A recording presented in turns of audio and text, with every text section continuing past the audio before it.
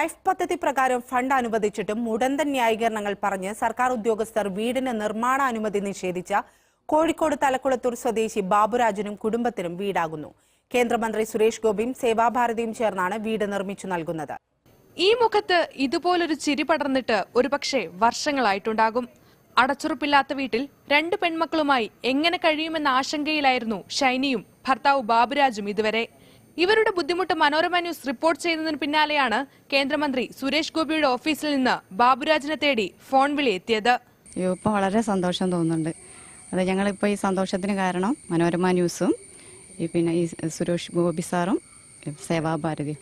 എത്ര നന്ദി പറഞ്ഞാലും മതിയാവില്ല. ടാർപാളിൻ വലിച്ചു കെട്ടിയ ബോർഡുകൾ കൊണ്ട് വശങ്ങൾ മറച്ച ചോർന്നൊലിക്കുന്ന ഒറ്റമുറി വീട്ടിലാണ് ഇവരുടെ ജീവിതം.